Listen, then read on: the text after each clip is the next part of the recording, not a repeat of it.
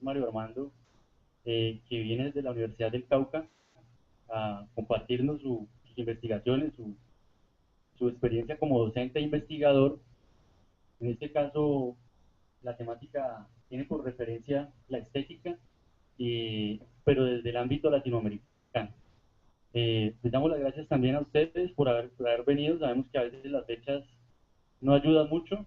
Las dos anteriores conferencias han estado bastante concurridas, pero afortunadamente contamos con un compañero que tiene todas las herramientas de comunicación que nos permiten grabar y además pasar en directo pues estas charlas que hemos venido aquí eh, abriendo en el Departamento de Filosofía con el fin de agenciar la discusión, de escuchar otras voces, otros autores, otras temáticas no tradicionales, de tal manera que podamos tener más elementos de juicio para poder discutir, debatir todo lo referente al pensamiento, a la filosofía latinoamericana, a la cultura de este pueblo que es tan diverso, el pueblo latinoamericano.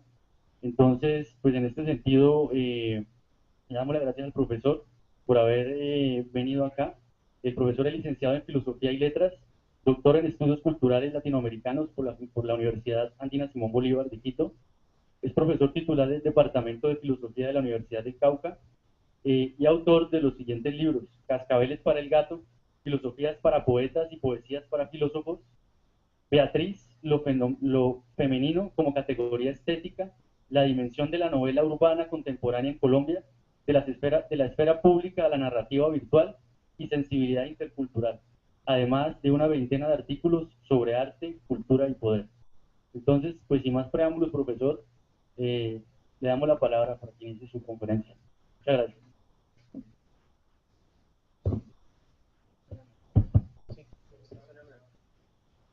Hola.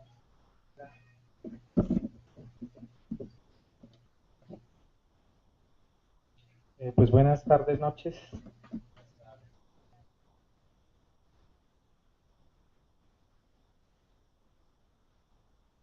Primero darle las gracias a los muchachos que tuvieron la gentileza de invitarme a este espacio, ¿no? Desde el año pasado habíamos tenido una conversación, una comunicación preliminar pendiente a que compartiéramos este espacio, pero las agendas no habían coincidido. Y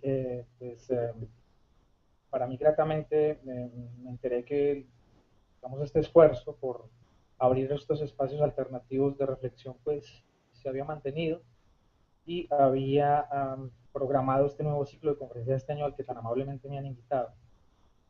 Entonces, realmente muchas gracias y pues la idea es contribuir en algo, sobre todo desde la experiencia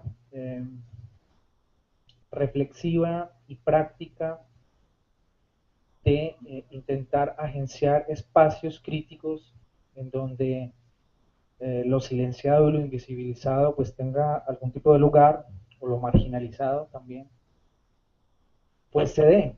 Y que en esa perspectiva lo que hemos vivido, lo que hemos pensado durante casi 20 años de ejercicio profesional y de trabajo y de experiencia estética, pues contribuyan en algo a la consolidación de ese escenario. Como el documento que traigo para leerles es relativamente extenso, son como 20 páginas, un artículo terminado para próxima publicación, entonces yo voy a leerlo sin mayores preámbulos. Se llama Artes Integradas, Saber Ambiental y Poder.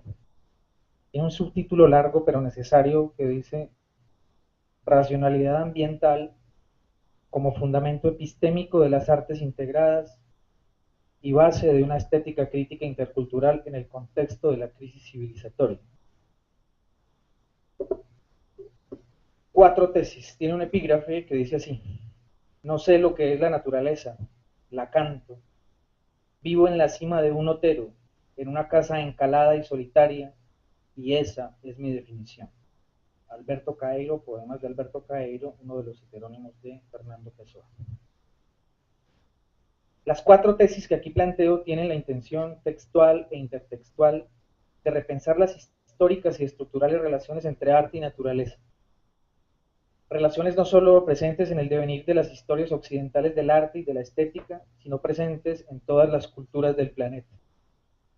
Producido desde mi lugar de enunciación específico, tanto geográfico, cultural, político como de pensamiento, es decir, producido desde mi lugar de enunciación epistémico-político como pensador latinoamericano, estas reflexiones apuntan a poner en evidencia, por una parte, algunos de los problemas axiales entre arte, ambiente y poder vigentes en nuestro medio, a través del análisis de los nexos existentes, pero históricamente soslayados, entre las ideas de arte y estética que han funcionado como paradigmas y el subfondo de las concepciones de naturaleza, así como las relaciones que Occidente ha tenido con ellas.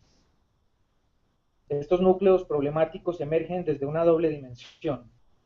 De una parte, la inscripción de las artes y la estética como un saber más en un contexto amplio y polifónico de saberes, lo que podríamos concebir como la dimensión epistémica ambiental de las artes y la estética, y por el otro la dimensión política ambiental del arte, que se preguntaría por el papel ético-político de prácticas artísticas estéticas en el marco de la gran crisis ambiental y civilizatoria actual. El análisis tiene inspiración en algunos de los planteamientos más lúcidos que sobre el tema de las dimensiones coloniales del poder, la racionalidad ambiental y la ecología de los saberes, así como sobre la poética, han tenido desarrollo en el sur global y en América Latina, sobre todo las investigaciones de Edgardo Lander, Aníbal Quijano, Enrique Leff, Enrique Dussel, Arturo Escobar y Boaventura de Sousa Sanz, y por tanto tiene el enfoque del pensamiento crítico latinoamericano. Pero a partir de allí se propone aquí una aplicación traducida de nociones y conceptos sobre preguntas y problemas de orden estético, intentando visualizar rutas y salidas desde estos lenguajes a la crisis ambiental global en lo concerniente a la crisis de la sensibilidad en el concierto del capitalismo artístico global, como parte de la abismal tarea que tienen las artes y los artistas latinoamericanos de afrontar la crisis civilizatoria. Ambiente. Cuando digo ambiente, digo espacio de interacción retroalimentaria de la vida entre el ser vivo y la naturaleza. Concebida la última, la naturaleza, no como una alteridad muerta, sino como el constituyente esencial de la vida humana y el primero como un fenómeno maravilloso de la naturaleza. Este espacio cultural, natural de interacción, es una construcción social y cultural de las comunidades, quienes históricamente han configurado su sentido a partir de sus cosmovisiones y maneras de sentir. A partir de allí sostengo que la experiencia estética artística a todo nivel juega un papel fundamental en esa dinámica de retroalimentación de la vida y, por tanto, en la constitución y sustentabilidad del ambiente. El ambiente entonces se concibe aquí como un otro no reductible ni saqueable por la racionalidad humana a simple exterioridad del logos, como lo piensa Lev.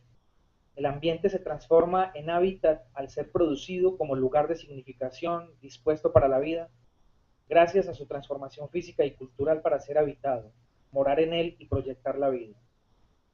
Y el hábitat es permanentemente resignificado a través de la generación permanente de sentido estético.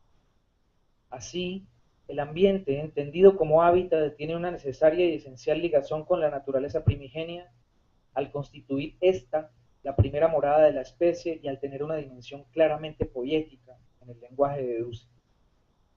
Al ser la naturaleza proveedora de vida, se constituye en condición de posibilidad del desarrollo cultural y en referente inmediato de toda experiencia de la sensibilidad. Por tanto, una relación integrada y armónica con ella va más allá de su protección, potenciación, representación y o narración. Esta mutua dependencia entre naturaleza y hombre en el escenario del hábitat debe establecer relaciones no coloniales de retroalimentación que rebasen la concepción de simple conservación contemplativa y distante, el proteccionismo y el conservadurismo, y la explotación simbólica poética, el esteticismo representacional y no representacional, para poner y proponer una relación simbiótica mutuamente dependiente y por tanto mutuamente creadora y respetuosa de la vida, caracterizada más por la capacidad de desencadenar acontecimientos que por la generosidad de inspirar obras de arte. El mundo natural, en interacción e interdependencia con la totalidad de las construcciones culturales producidas por estas relaciones, es lo que denomino ambiente como hábitat, lo cual abarca un amplio espectro que va desde la relación con fuentes de agua y alimento hasta nuestros complejos entramados relacionales con la ciudad, el espacio, la gente y las artes. El ambiente es el espacio en donde acontece la vida, en donde moran las especies vivas desde las más elementales hasta el ser humano. Es principio, condición de posibilidad para el habitar humano y lugar donde es posible y fluye la vida en la superficie del planeta. Una concepción intercultural del ambiente y de sus relaciones con las prácticas de la sensibilidad artísticas y no artísticas pasa entonces necesariamente por una reconstitución de las concepciones de naturaleza y por un replanteamiento profundo y crítico de nuestras relaciones con ella, con los otros y con los otros saberes. Hablo de una reconfiguración y una recodificación ambiental del arte, lo cual exige una reconfiguración a nivel ontológico, epistémico, estético y político. El reemplazo de las relaciones basadas en la diferencia colonial, marcadas por la concepción de lo natural como lo muerto y explotable, por el restablecimiento de relaciones simétricas y respetuosas y por el reconocimiento profundo de la diferencia epistémica, de la diferencia natural, social, cultural, racial, de género y de todas las culturas y modos de vivir la sensibilidad de las comunidades que habitan el planeta. En este sentido, presento como espolones de búsqueda desde la sensibilidad y sus lenguajes múltiples y plurales, 4 tesis como principios e insumos para posibles diálogos interesados en la necesaria reconfiguración y recodificación de las relaciones entre seres vivos, naturaleza y mundos simbólicos expresados en los lenguajes artísticos.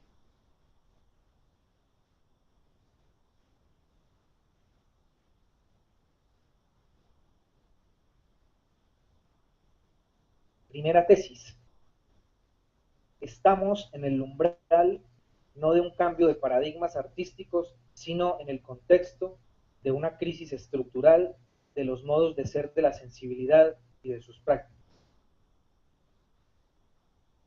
Esta crisis de los modos de ser de la sensibilidad está inscrita en un contexto mucho más amplio que nombro desde el lenguaje de Edgardo Lander como crisis civilizatoria. Al hablar de crisis civilizatoria, estamos hablando de un espacio-tiempo coyuntural desde cuyo umbral nos vemos abocados e impelidos a dimensionar una nueva condición histórica, no un nuevo periodo histórico, que, para ponerlo en términos concretos, se aparta de la típica periodización lineal occidental que traza una línea progresiva en términos de periodos que van de la antigüedad clásica a la posmodernidad.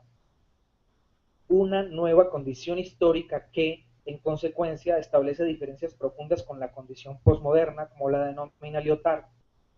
Al leer en esta última, la condición posmoderna lyotariana, una propuesta discursiva intraeuropea y en muchos aspectos desesperada de realización humana, que propone una visión de mundo construida como crítica discursiva a los grandes relatos de la modernidad histórica europea y observa en ella una versión reconfigurada de la modernidad y de sus ideales económico-políticos, culturales, sociales y humanos, en síntesis, una reconfiguración crítica del mismo patrón civilizatorio occidental.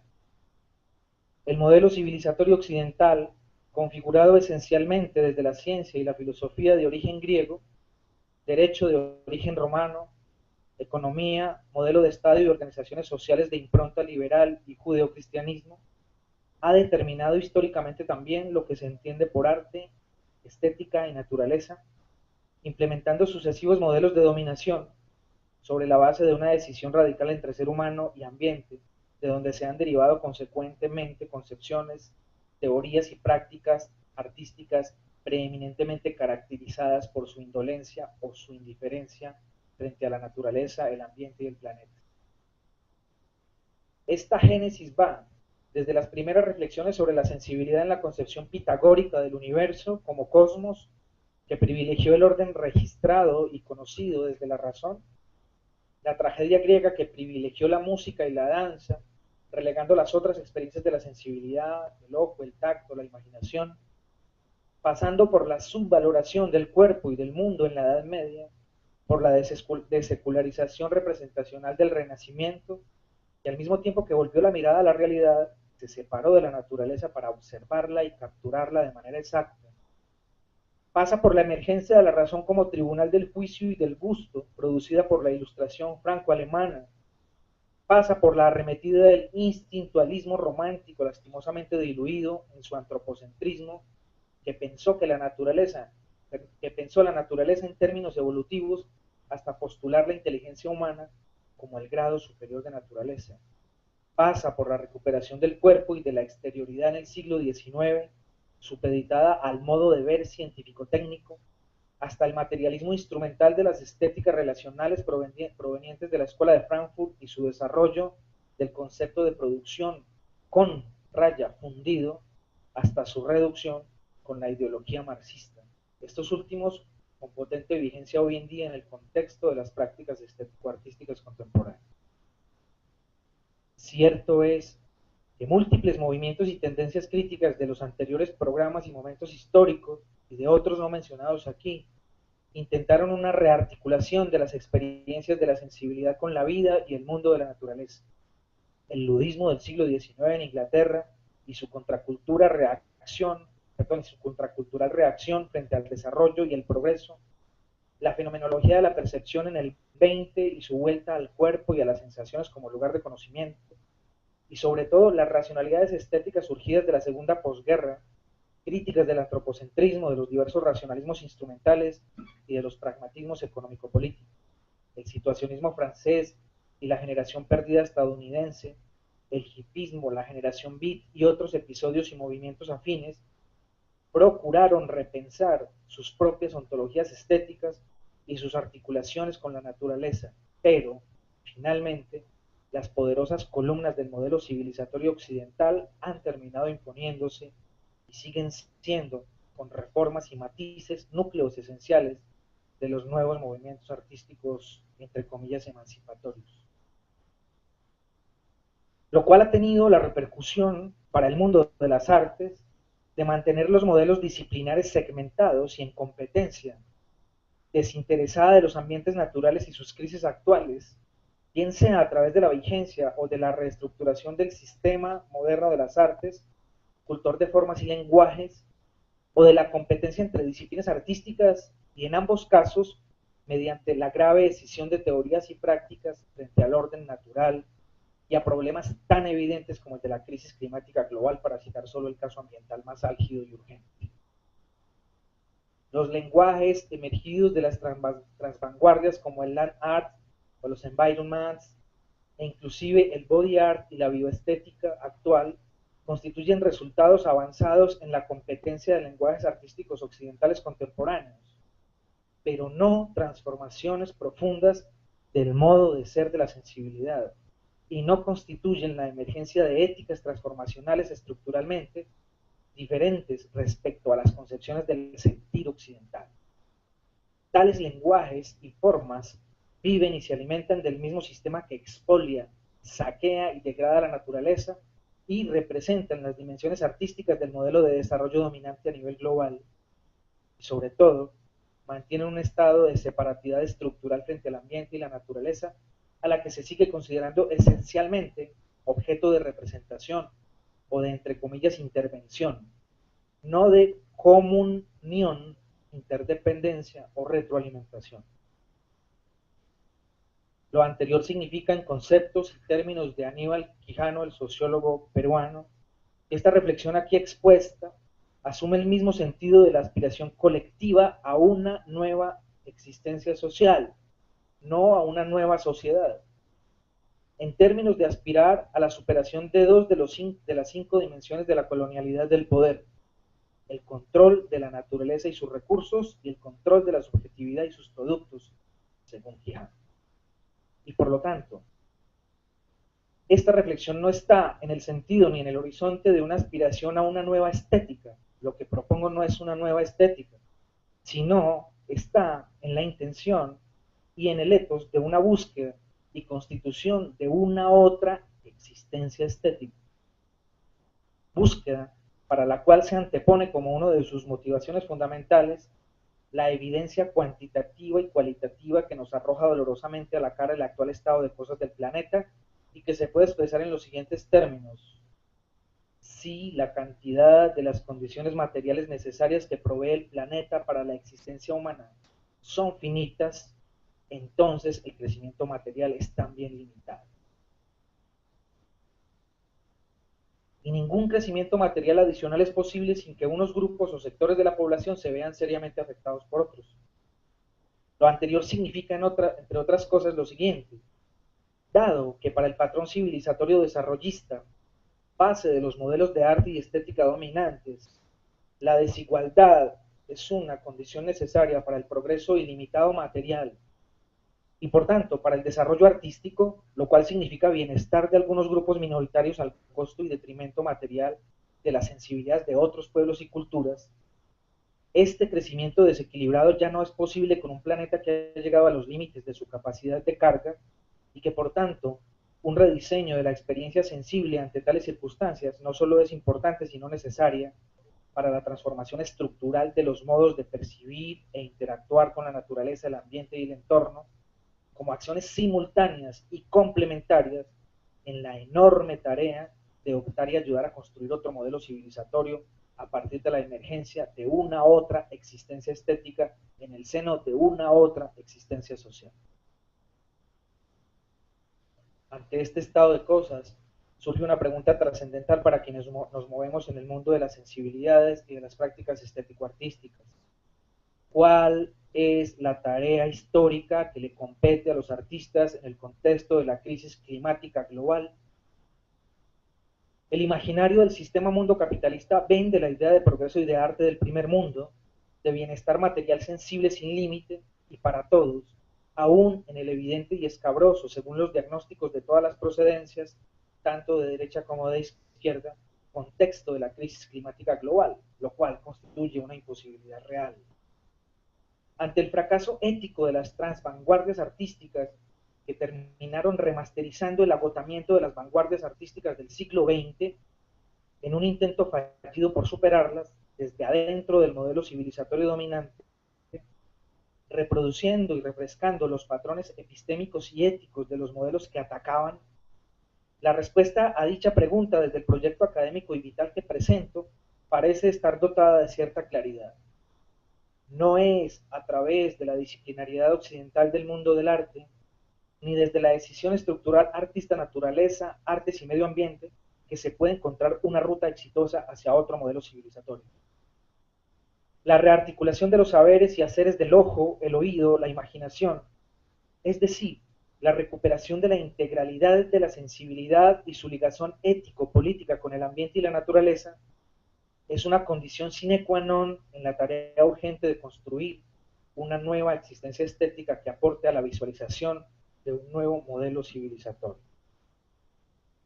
El estado material real del planeta obliga a todas las sociedades a dirimir y tramitar con carácter de urgente sus políticas económicas, sus concepciones de desarrollo, sus modelos de sociedad, sus concepciones sobre la vida, pero también y con igual urgencia, sus concepciones de saber estético y de prácticas artísticas. En síntesis, su ontología estética, tomando como diagnóstico y punto de partida que lo que se ha entendido hasta el momento por conocimiento, y particularmente sus estrechas e interdependientes relaciones con la estética, la política, la economía y la ética, constituyen un fracaso rotundo medido en términos de pervivencia de la especie y de la vida en el planeta.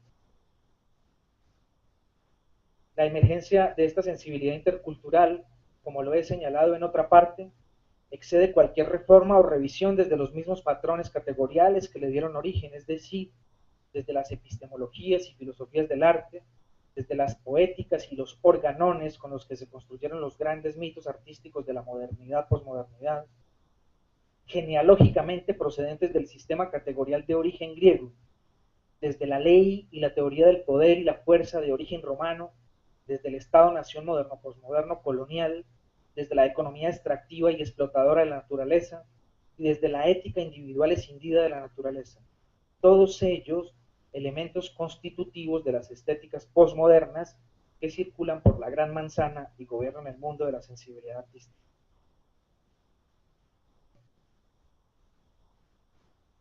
Segunda tesis.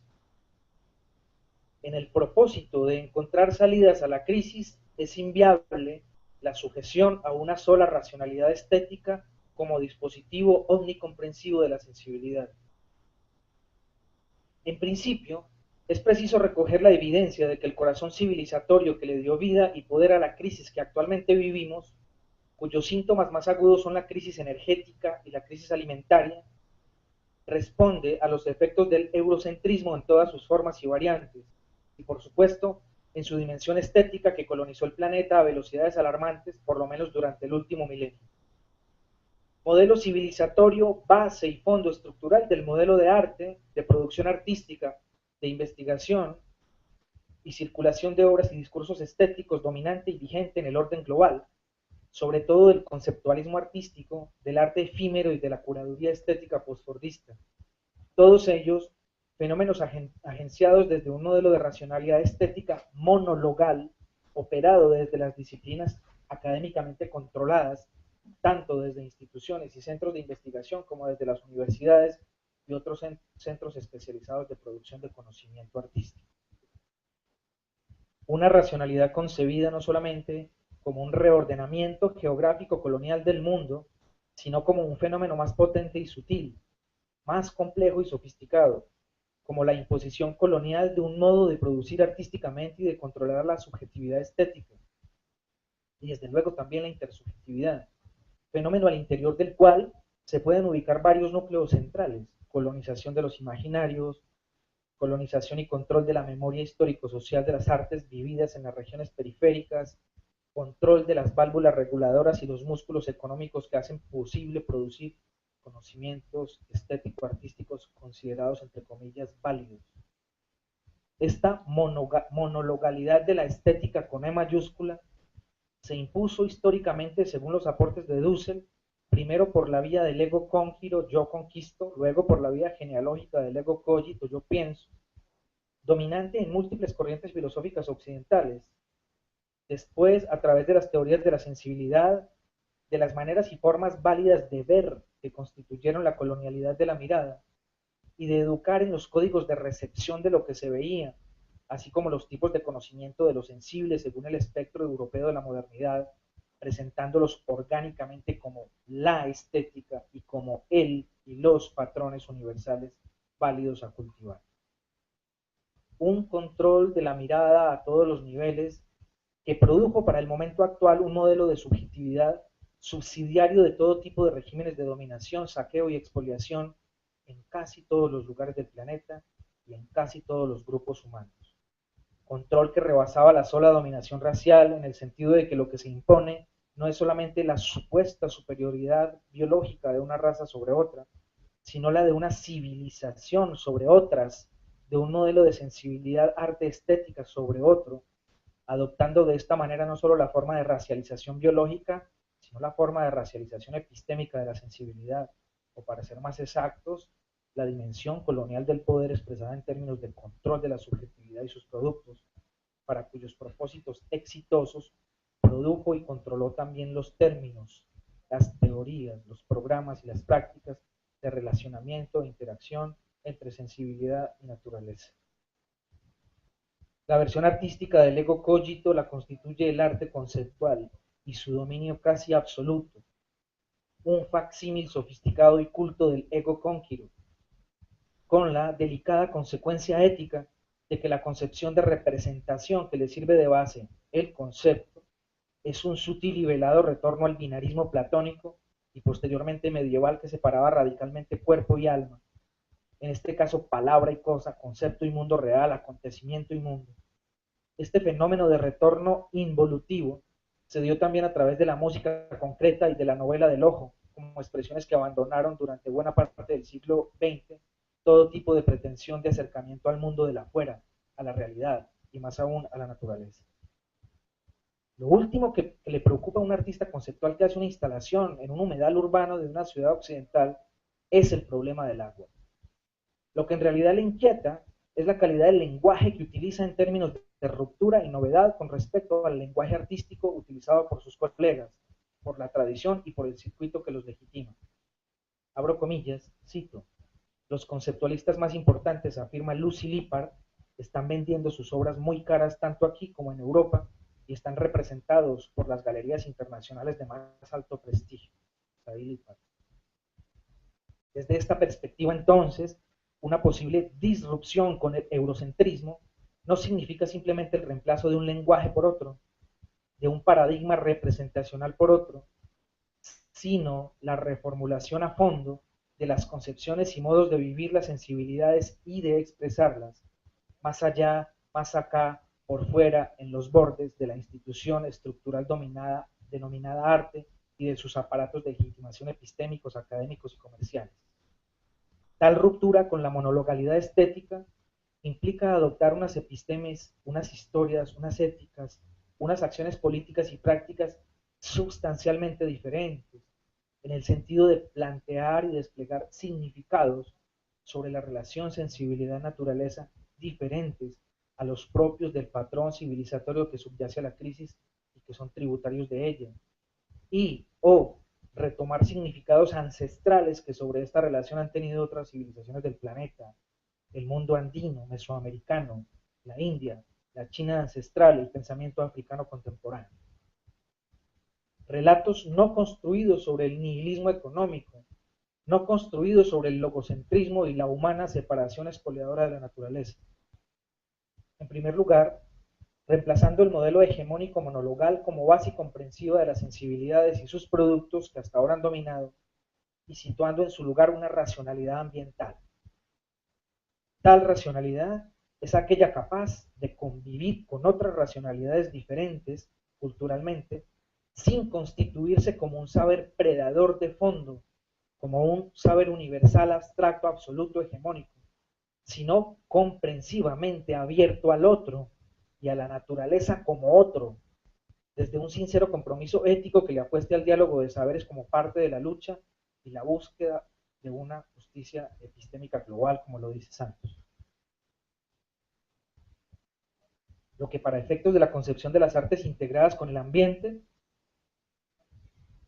y hay una notica a pie de página, integración a dos niveles, integración extradisciplinar entre visualidades, literaturas, músicas, gestualidades, sonoridades, etc., asumiendo una doble crítica de una parte, crítica a la disciplina propia, y por otra, apertura a la crítica desde la disciplina del otro, con el fin de establecer una relación de donación de doble vía, y por el otro, la integración de esa sensibilidad así concebida y practicada integralmente con los ambientes y con la naturaleza en una relación dinámica, horizontal y simétrica de retroalimentación y potenciación de la vida. A eso me refiero por artes integradas. Entonces, repito, lo que para efectos de la concepción de las artes integradas con el ambiente significa una otra existencia estética que pone en diálogo teorías y prácticas de la sensibilidad, así en plural, con sentido de reconocimiento a las diferentes, simultáneas y equivalentes historias del arte de los distintos pueblos y culturas, tomadas ellas análogamente como racionalidades simétricamente incompletas y complementarias y no dominadas por el ojo, no visual centradas como lo ha hecho la historia del arte occidental helenocentrada. Tanto en su versión moderna como posmoderna, los patrones eurocéntricos de conocimiento estético-artístico sobre los que se construyeron los modelos de sociedad y de Estado se basan en la palanca arquimédica de una razón o superrazón universal para la variante postestructuralista como un a priori inmanente al lenguaje y al entendimiento que todo sujeto posee.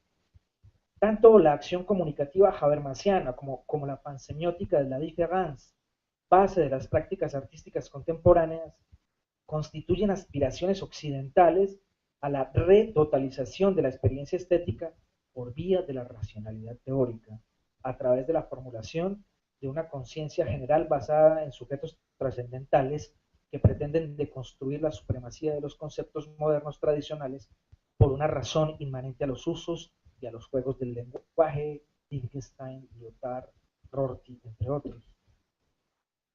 Para el caso habermasiano, por ejemplo, parte del cual está presente en la estética relacional francesa, Bourdieu, Jacques Rancière, esta racionalidad revela claramente una estrategia, la práctica de la argumentación susceptible de crítica, la reducción de la experiencia estética al lenguaje instrumental al servicio de la ideología postmarxista. Así, el uso de esta se plantea como la focalización del uso del lenguaje hacia el entendimiento del otro y viceversa, a través de la puesta en obra de un acto plástico. Forma de argumentación que supuestamente posibilita la comunicación razonable para alcanzar consensos. En esto se basa el activismo estético relacional, en buscar una comunicación que se exprese en signos directos como fórmula de superación del fracaso del iluminismo en el contexto contemporáneo que se expresaba en palabras y lenguaje plano, estrategia impuesta por Occidente y agotada en todas las partes y de cuyos residuos se alimentan discursivamente las crisis. Tal racionalidad, la acción comunicativa, se despliega como el intento de la modernidad para generar un pacto social orientado por un entendimiento del mundo sin que esta capacidad argumentativa asegure el alcance real del umbral de la verdad y de la justicia, en términos de dar como resultado la consecución de todos los elementos necesarios para la afirmación completa de la vida. Esto porque el entendimiento entre las partes es concebido no como un proceso empírico, con efectos palpables en el mundo de la experiencia, sino como un proceso de recíproco convencimiento que coordina las acciones de los participantes con base en la motivación y que se resuelve en términos de poder dialéctico, racional, lógico, eurocentral. Esta razón se impuso falsamente como integradora, conciliadora y consensual, como la propia de un Estado social de derecho democrático y como máximo código de legitimación del gran arte, cuando en realidad, desde sus supuestos de base, excluye el saber del otro, otros modos de conocer y tramitar las tensiones no basadas en la argumentación, inferiorizándolas como saberes en potencia o como no saberes y reproduciendo el solipsismo excluyente de la gran modernidad artística. Dicha racionalidad comunicativa persiste en la base de la concepción de orden y de ley, en el fondo de los esquemas jurídicos de ordenamiento del Estado y en los principios de regulación de poder dominantes al interior del patrón civilizatorio de conocimiento que han dado lugar y que mantienen en pie el sistema mundo capitalista global, en cuyo seno aparece formulado como salvación del planeta el concepto de desarrollo sostenible.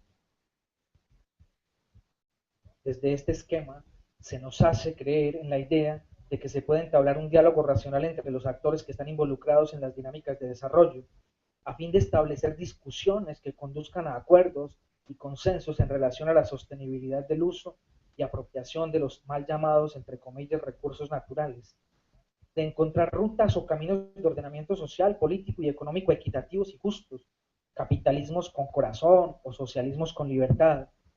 Se nos vende la idea de la posibilidad de un diálogo entre naciones ricas y naciones pobres, entre artistas del primer mundo y artistas de la periferia, un diálogo entre el arte con mayúscula, euro-USA céntrico, hegemónico, y otro tipo de artes con minúscula, cuando en realidad la filosofía de la sostenibilidad y de la multiculturalidad estética desarrollista que alimenta el arte contemporáneo pone a su servicio la totalidad de estas prácticas.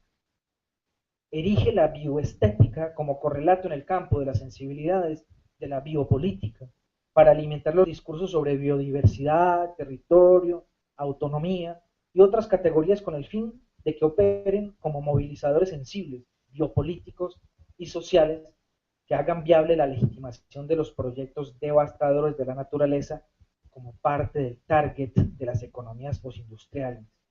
Se repotencian las diferencias coloniales en forma de identidades artísticas de primer nivel en diálogo con otras identidades artísticas, como parte de un plan más amplio de reapropiación económica de la naturaleza, presentable, estética, ética y socialmente como corrección del patrón civilizatorio dominante, cuando en el fondo y en la realidad se produce la misma racionalidad depredadora y el mismo solipsismo artístico.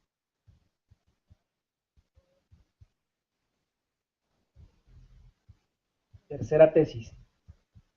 El reconocimiento profundo del otro pasa por la transición o salto a otro modo de ser de la sensibilidad alineado con otro modelo civilizatorio. Cuando nuestros artistas contemporáneos miran a Europa y Estados Unidos buscando encontrar las claves de acceso al sistema mundo moderno artístico contemporáneo, revelan una parte importante de la totalidad de sus formas de autorrepresentarse. Dan a conocer la imagen con la que ellos mismos se conciben y se miran y el pensamiento que subyace a sus propuestas. Parte del diseño de esa otra existencia estética exigiría una reconfiguración a fondo de la conciencia autorrepresentacional de nuestras culturas y pueblos, así como un rediseño de la forma como nos miramos y miramos a los otros. Esto pasa por la superación de la autorrepresentación indigna basada en un histórico estructural complejo de inferioridad en el campo del arte. Superación que empieza por volver a mirar nuestras memorias largas en el campo del arte y sobre todo las prácticas visuales, sonoras, literarias que no fueron incluidas dentro del espectro legitimatorio de lo que Occidente validó como arte, literatura, música. En realidad, una dimensión epistética, política y estética diferente a la dominante no provendría del legado posmoderno eurobusacentrado, pues en la base de este modelo civilizatorio no es posible el pleno reconocimiento del otro, sino sobre la base de su asimilación o de su subalternización. La forma de afirmación histórica, la historia y la genealogía, la agencia de la estesis colonial, ligada siempre a la exclusión del otro como elemento fundamental y recurrente de su civilización, no nos permite abrigar muchas esperanzas en ese sentido, tanto menos cuanto queda cada más en evidencia que la idea de arte, ciencia y conocimiento que subyace a su patrón cultural, sobre el que se escenifica el declive, tiene claramente el sello del interés de tipo económico-político de dominación y control, los cuales nunca hubieran sido posibles sin la ayuda de sus epistemes categoriales, supuestamente defensoras de la verdad, sin las teorías del Estado como promesa de igualdad y justicia social, y sin sus éticas rabiosamente defensoras del bien y de la libertad humana. Extendido hasta los países periféricos como forma artística y como estética contemporánea de la dominación, el conceptualismo actualizó la colonialidad estética de Occidente desde la beligerancia de la deconstrucción. El propio Jacques Derrida alude metafóricamente a este fenómeno cultural como mitología blanca, superpuesta y dominante sobre las mitologías negras, indias, mestizas. La historia eurooccidental del arte refuerza en estas prácticas su poderosa secuencia, retorciendo de novedosa y refrescante manera los residuos y los escombros de nuestras temblorosas historias del arte. La presencia y la dominación del concepto es la presencia y la dominación del logos griego en su versión posmoderna. Cito a Derrida, comillas, el hombre blanco toma su propia mitología, la mitología indoeuropea, su propio logos, esto es, el mitos de su idioma, lo toma por forma universal a la que todavía desearía llamar razón. Está ahí Derrida. Claro, Derrida citado por Jean Prakash en debates postcoloniales.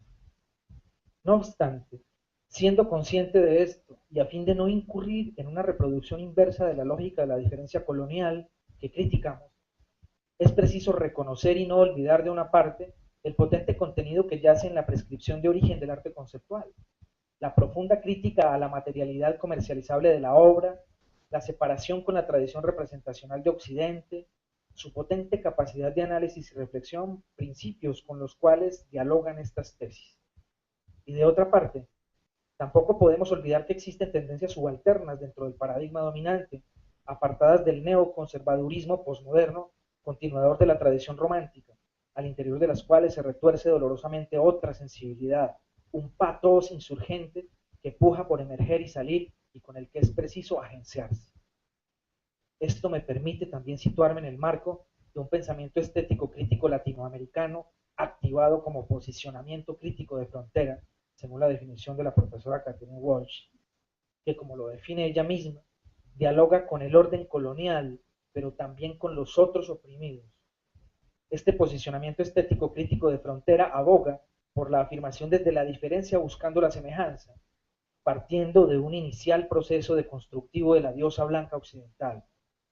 En otras palabras, no debemos ignorar las fronteras, los límites, las tensiones que el postestructuralismo tiene con el pensamiento crítico latinoamericano y que lo potencia.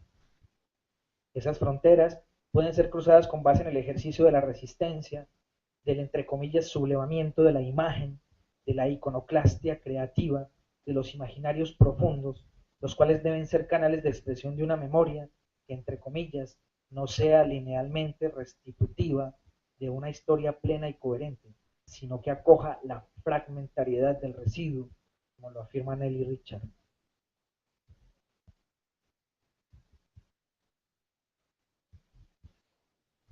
el reconocimiento pleno de la diferencia y la superación real de la diferencia colonial de los patrones de conocimiento, de las teorías políticas y de las éticas individuales y o pragmáticas, no pasa por el encuentro superficial con el otro, no son simple registro de la presencia real de algo en el campo de la percepción del otro.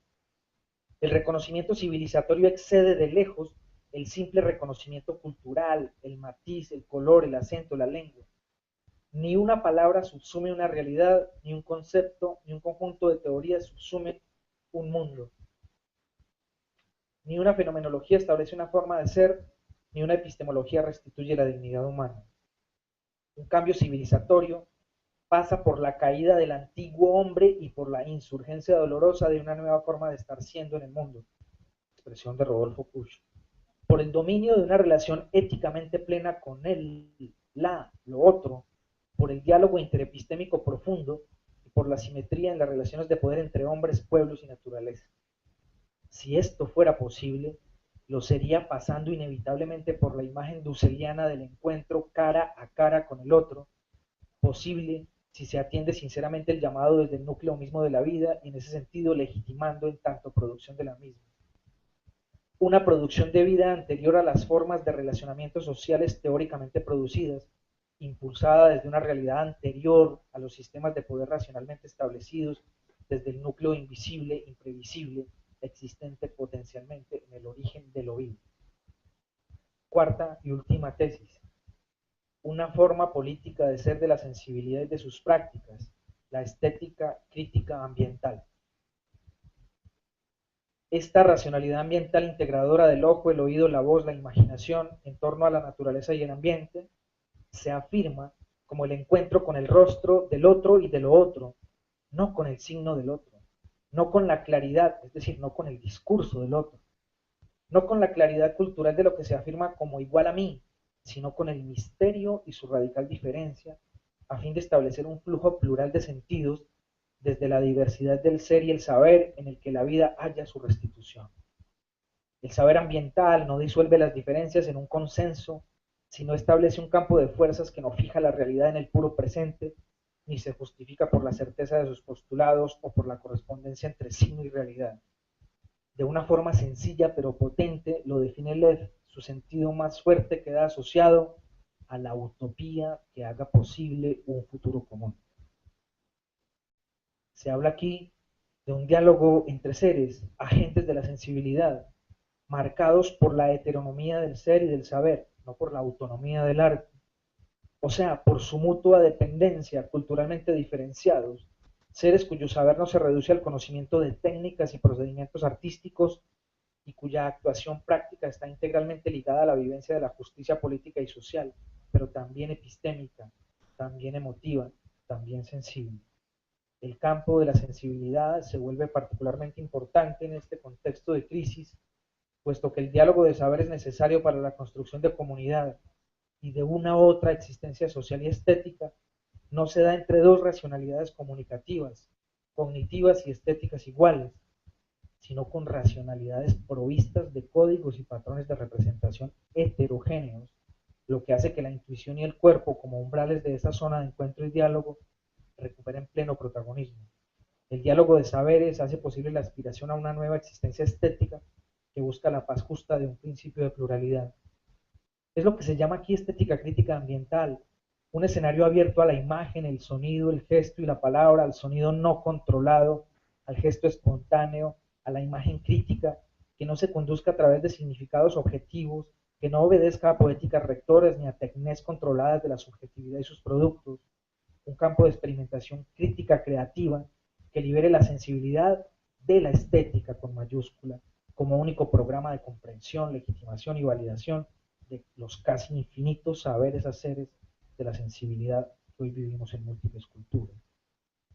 Esta integralidad de la experiencia de la sensibilidad y de sus productos se potencia cuando sus sentidos toman como horizonte de proyección la naturaleza y el ambiente, estableciendo en esta proyección y búsqueda una base ética profunda, superar la reducción de la existencia estética otra a un mismo y solo fondo común. Las artes ambientalmente integradas estarían ligadas a una nueva racionalidad, caracterizada por el encuentro entre hombres, pueblos, naciones, culturas, sensibilidades, que han superado el umbral de la pura conceptualización, el umbral de la sola teoría y una única finalidad, y que proyecta sus realizaciones hacia la rearticulación con la vida natural, con sus ciclos, con sus ritmos y con sus especificidades, lo cual no es otra cosa que la puesta en marcha de una racionalidad basada en la confluencia de significaciones y disputa de sentidos que emanan de la organización simbólica de lo real y se expresan en la diversidad cultural. En ella, ser y saber están unidos interdependientemente, y el encuentro con el absolutamente otro se da como vivencia misteriosa y opaca, pero no inaccesible ni incognoscible.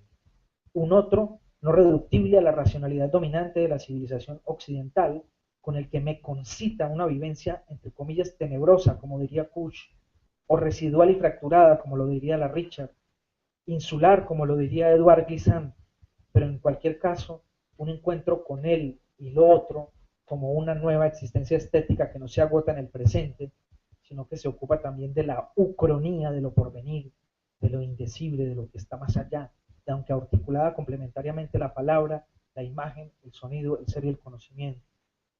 Este planteamiento se sitúa epistémicamente más allá de la idea de la aprehensión del otro como infinito, Levinas, pues aquí no se concibe la verdad como un juego entre concepto y realidad, ni tampoco como un juego infinito de pensamiento que se resuelve exclusivamente a nivel del discurso.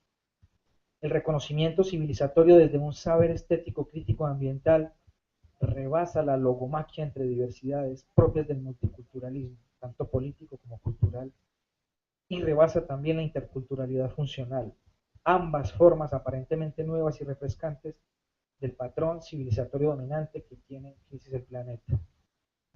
Al integrar artes y ambientes, se toma la dirección hacia una noción y una práctica sensible, transmoderna de verdad, sobre la que se construye un nuevo orden de dignidad humana que plantea como posible la conmensurabilidad con la verdad del otro en un nuevo contexto civilizatorio, que a partir de un cambio profundo en los estilos individuales y colectivos de vida, y en consecuencia con un profundo etos tributario y armónico de la naturaleza, pueda producir sociedades, pueblos y naciones productoras y protectoras de la vida. Esto implica necesariamente la superación del antropocentrismo, del conocer estético instrumentalizado con arreglo a fines económicos, banales y narcisistas serviles del orden económico dominante del mundo global, de la mirada colonial universal excluyente, de la suplantación manipuladora de la cercanía con la realidad material, social y política, operada hoy por el discurso estético y por el mercado, y del uso de todas estas fuentes como instrumentos de dominación en otras transformaciones de fondo. Una idea de verdad no dura ni blanda, sino limítrofe y semipermeable, concebida como dignidad humana y generadora de vida, que adquiere inevitablemente desde su estado inicial la característica evidente de ser un principio fundamental crítico del estilo de vida occidental. Muchas gracias.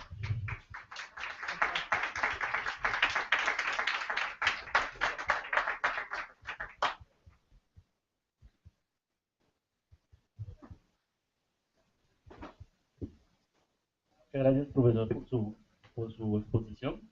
Entonces, damos lugar a la palabra a las personas que quieran participar, preguntar, contribuir pues a la discusión frente a este tema tan apasionante. Después de escuchar al profesor, entiende uno eh, el título de la conferencia, que es Ambiente, Arte y Poder, un enfoque desde el pensamiento estético crítico latinoamericano.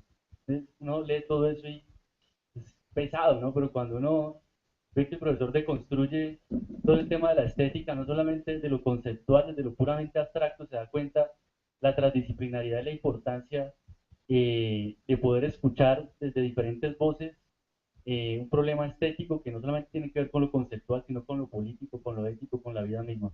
Entonces damos lugar pues a la palabra.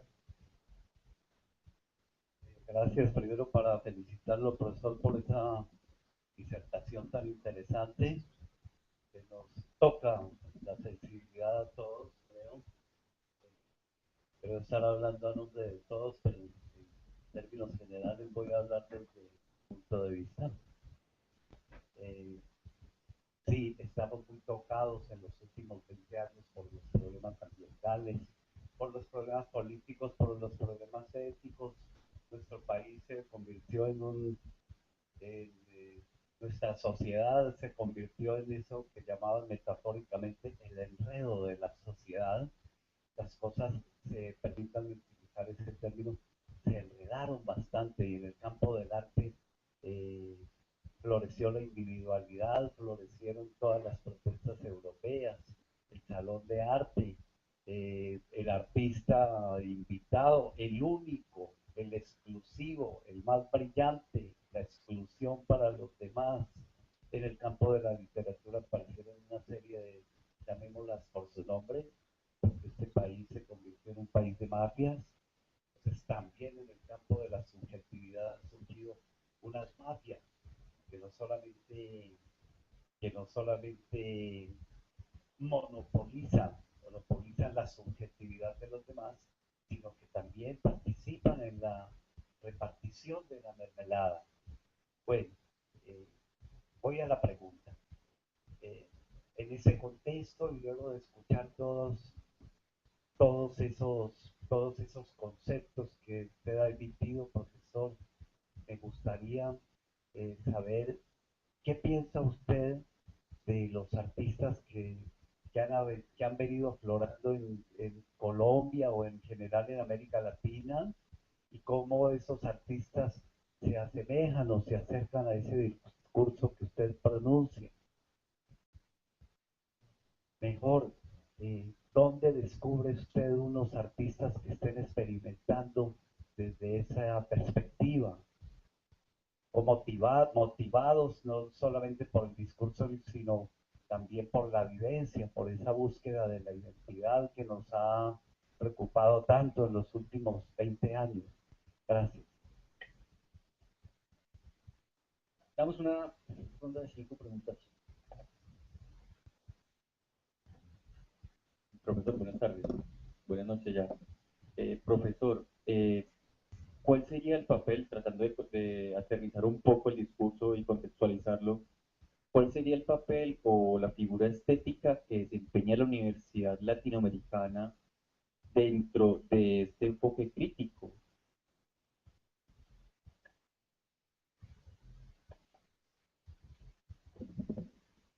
Buenas noches, profesor. Primero, pues agradecerle por la conferencia.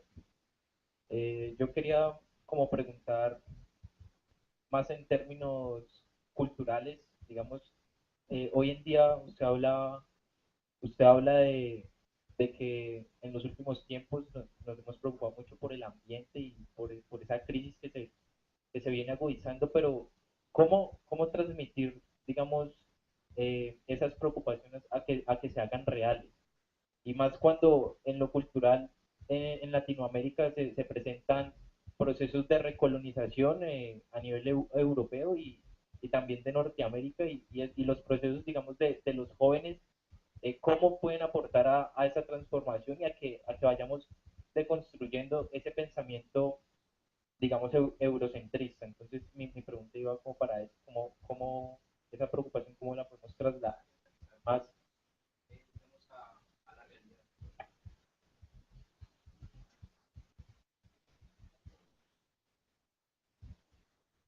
¿Alguien más participar? ¿Preguntar? ¿Opinar?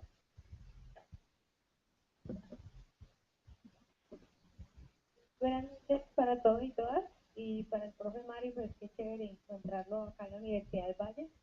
Eh, Profe, los trabajos de la fulminante roja, la artista bogotana que también está pensándose pues esto de pensar latinoamericano, ¿cómo es recibido de las universidades? ¿El trabajo de ella está bien recibido dentro del esquema, del patrón que hay artístico? Y en Latinoamérica también se está haciendo trabajo como el que ella está desarrollando. Pero no conozco esta artista que tú me estás mencionando.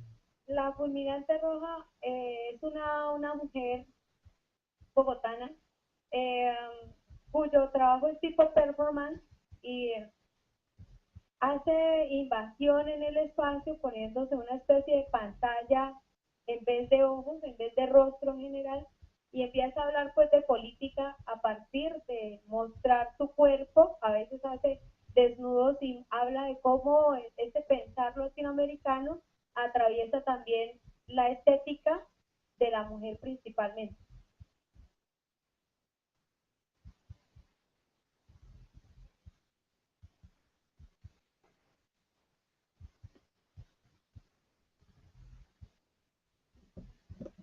Bueno, bien.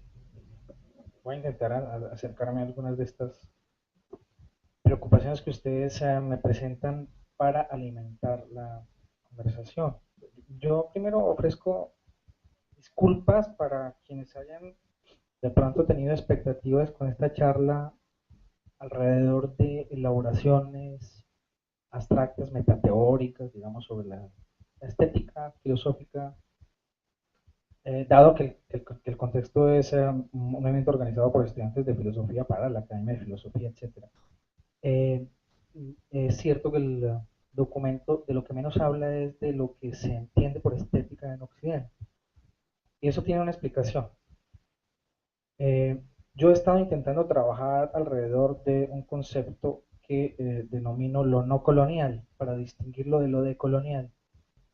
Y en esa noción de lo no colonial está proyectada la intención y la voluntad ética de desarrollar una práctica propositiva y creativa antes que una práctica analítica, crítica, destructiva, digámoslo así, ¿no?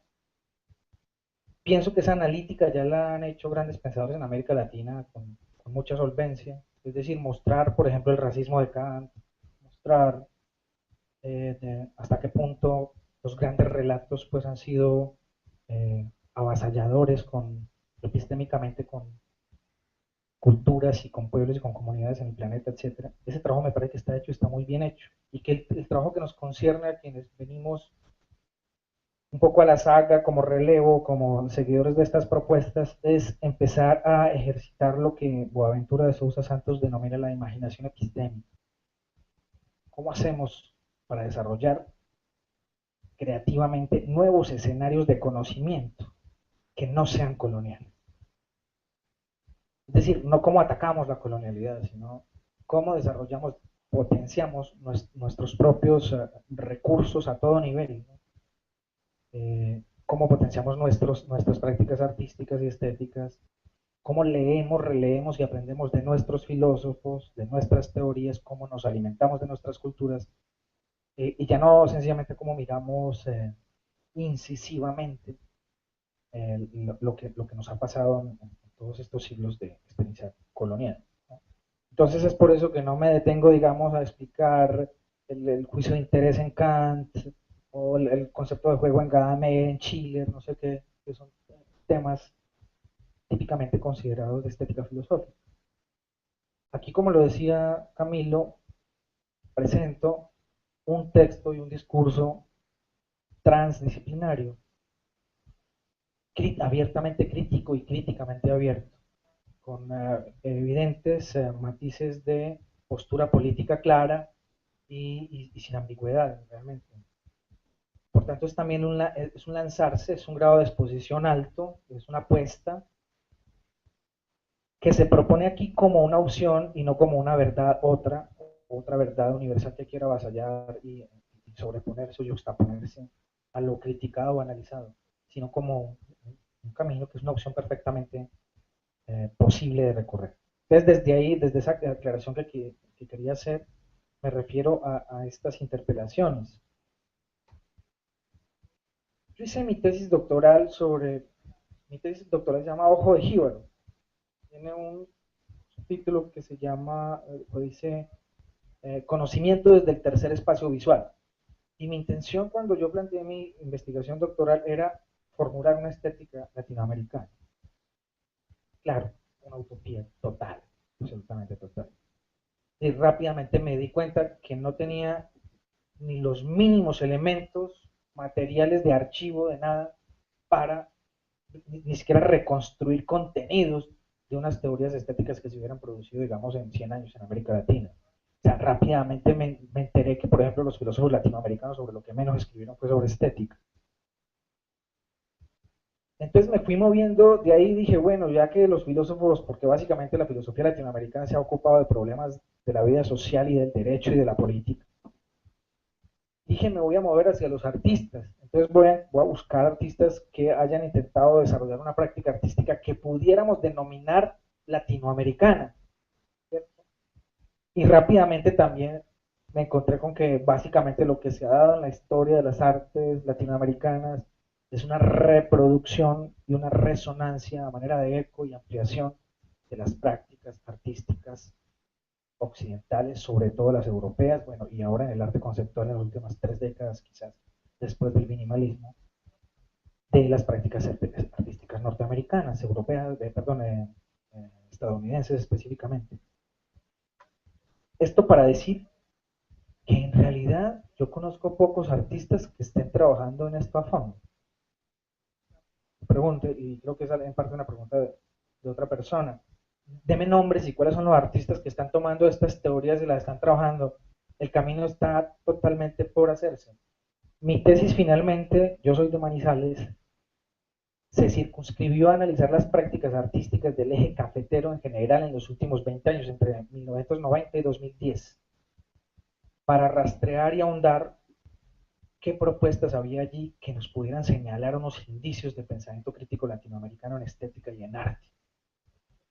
Pues hice esa arqueología y esa genealogía, y lo que finalmente terminé encontrando para poder responder a las exigencias de una tesis doctoral era que encontraba elementos en un artista aquí, elementos en un artista allá, disgregados, fragmentados, dispersos, incompletos y en la mayoría de los casos inclusive contradictorios.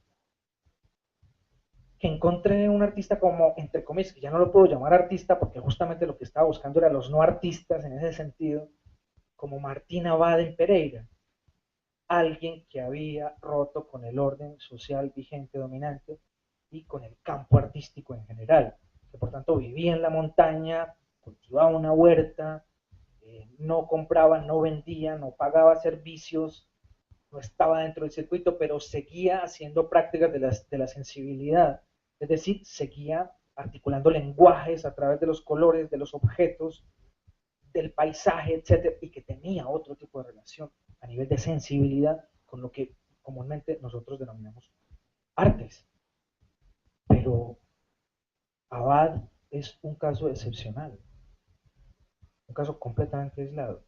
Después había artistas que se habían involucrado con movimientos sociales, estaban trabajando problemas, por ejemplo, como el de la verdad, la justicia y la reparación de víctimas de la masacre de Trujillo, por ejemplo, Magdalenas por el Cauca, fotógrafos que estaban muy cerca, por ejemplo, de lo que pasa con la explotación minera, etcétera, pero que seguían de alguna manera en los circuitos, que participan en los salones de arte, que ganan premios, que se ganan becas, no sé qué, que por tanto, al mismo tiempo que estaban como obedeciendo a unos impulsos éticos y estéticos muy fuertes y transgresores, todavía dudaban de separarse del establecimiento y del orden, finalmente del sistema mundo moderno colonial en arte y en estética.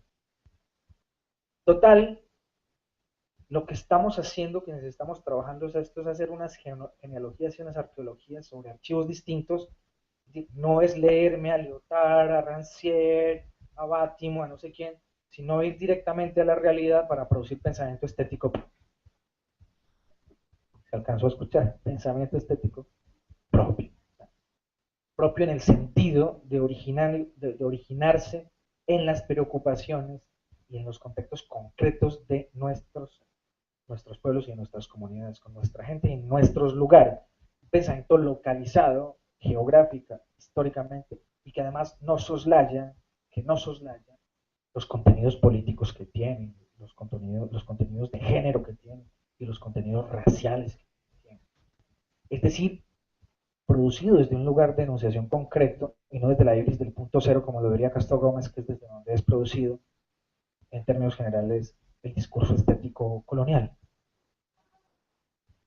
Entonces hay algunos, uno puede evocar a Sebastião Salgado en Brasil, o uno puede evocar a Ana Mendieta en Cuba, o uno puede evocar cosas de artistas que están intentando hacer ese lanzamiento, lanzarse a ese vértigo y hacer esa ruptura tan desgarradora que implica esto.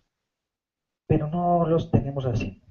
Otro espacio en donde eso se configura y se construye es el que da lugar cuando nosotros recuperamos la mirada, transitamos de una mirada colonial a una mirada limpia y podemos reobservar, volver a mirar con conciencia, con autodeterminación, nuestras propias historias de las prácticas. Entonces, cuando usted se va y entra en contacto, a pesar de que estemos en el mismo momento histórico con pueblos y comunidades ancestrales, usted se da cuenta que ahí hay prácticas estéticas y de la sensibilidad que no son denominadas artísticas, que no están capturadas por el arte y que tienen una función social, cultural, espiritual, ritual, absolutamente potente. Y todos sabemos entonces quién no ha mochileado de ustedes yéndose para tierra adentro, allá abajo nomás, para arriba, para la Sierra Nevada de Santa Marta, cuando se va uno a Buenaventura o a Guapi, o cuando se va uno a López de Micay, o baja un poquito más al Ecuador, Esmeralda, Bolivia. Hombre, usted no necesita ningún libro para darse cuenta que hay unas cosas tremendamente potentes que no han sido capturadas por el discurso occidental, que por tanto no han sido reducidas a la categoría de estética y de arte occidentales. Entonces que ahí están y que de ahí podemos beber. Entonces, si nos fijamos, es como una gran colcha de retazos, en el sentido más maravilloso que una colcha de retazos. Las colchas de retazos que tejían nuestras abuelas para tender las camas, que eran multicolores y suaves y maravillosos. El retazo no como un defecto, sino el retazo como una forma de articulación. Nosotros, por efectos de la colonialidad justamente y del colonialismo y de la colonización y de la conquista, no tenemos unas historias secuenciales, depuradas, visibles, armoniosas, ni escritas ni orales. ¿No? Existen unas grandes zonas de traumas, de fracturas y de olvidos, que justamente es los que tenemos que recuperar, porque en esas zonas de traumas, fracturas y olvidos, en donde fuimos apabullados, negados, es donde aparecen efectivamente esos vestigios de potencia de lo propio y de lo nuestro, ¿no? De lo localizado. Y esa es la tarea que le corresponde, a mi modo de ver, una de las partes de la tarea que le corresponde a los teóricos que estamos interesados por esto, a los académicos que estamos interesados por esto, a las personas en general que están comprometidas con un tipo de propuesta como esta. Y recoger, tejer, reidentificarse, recuperar la memoria, tener autoconciencia de la memoria, superar el enorme complejo de inferioridad enquistado histórica estructuralmente en el ser del aborigen, del mestizo y del pueblo contemporáneo en América Latina. Digamos. No solamente en América Latina, el problema del colonialismo es un problema global. Y sabemos perfectamente lo que aconteció en otras partes del planeta, lo que aconteció en el norte de África, y en el Asia, etcétera, en muchos lugares distintos, inclusive dentro de los mismos espacios coloniales de Europa y de Estados Unidos, las zonas marginales del sur de los Estados Unidos, la zona de los Balcanes en Europa, la Europa oriental, etcétera. Es un problema mundial de lo que estamos hablando, ¿no? Solo que, siendo coherentes con las tesis que estamos planteando, lo que nos correspondía a nosotros es nuestro lugar, en dónde estamos. El problema ambiental. ¿Cómo es que no hemos puesto en el primer plano de la discusión sobre el futuro de este país el problema ambiental?